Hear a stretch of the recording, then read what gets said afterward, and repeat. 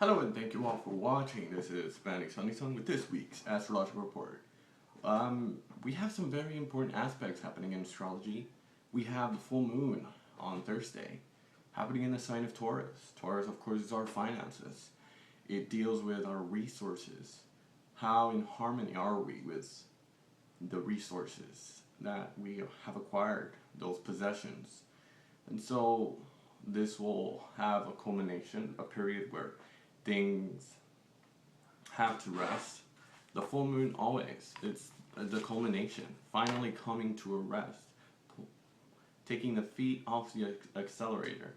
Often the time this is where you have collected so much things. You planted the seed in the new moon, and so you probably did a lot of financial work, a lot of contracts, signings, agreements. Now at this time, it's time to really take the inventory of what happened within those days of the new moon and really check what happened. Of course, the moon rules our emotions, so the emotions at the full moon are when the full moon is the opposition. The sun and the moon are in opposition, so we check in astrology. And when the opposition is where it's a dimension that things are in harmony. It could be a sense of opposition within ourselves, our emotions. Brings in inharmonious aspects, the elements that indicate something that is being pulled apart. These are the elements, the challenges, the stresses. The full moon equally speeds up our emotions. At this time, we could just create the distance from rational thinking, just be completely instinctive and impulsive. So you exaggerate these examples of unleashing a lot of these issues that have been cluttering around in that part of your psyche. It comes out. So with this constant opposition of the moon and Pluto, it stimulates, it extracted, it creates that exponentially within this time gap, 3-4 days after and before of a full moon. So within this few days, we regard it as a very stimulated time in the individual's chart, in the lives of many other. And when we look at a chart, of course, this is happening in Taurus, which rules finances, the house of the resources, how we support, how we proved ourselves in the context of resources and materialism.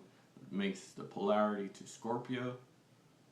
Scorpio, of course, is the planet of deep transformation, sex, death, and rebirth, debts, taxes. So we like to really put the emphasis on the opposite side because we like to check the opposite house of where these aspects are emphasized. So before we make any life changes, any sort of change, wait for in between the periods of 3 to 4 days before and after, making any signs, agreements, that sort of thing.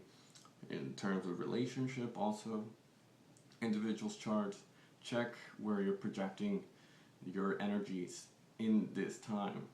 How we give, but after the full moon, it's a fresh new start. It's brand new energies at this time. So this comes with a frequent nature of how we're opposed to one another, our emotions. So when the moon is in the sign of Taurus, Taurus is the sign of resources. It gives the sign, well, the moon denotes our emotions. It's our unconscious behavior. Moon's rules, we are made 90% water.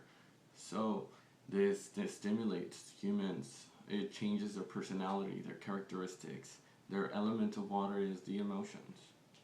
So how we nurture our personalities leave a mark. It leaves an impressions on our soul.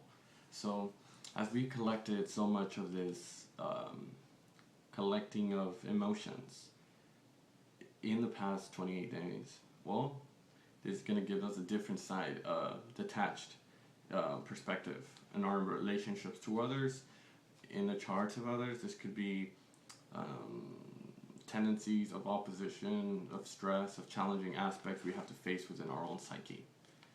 But a full moon also enables us to really get a different perspective in our lives, in the lives of others.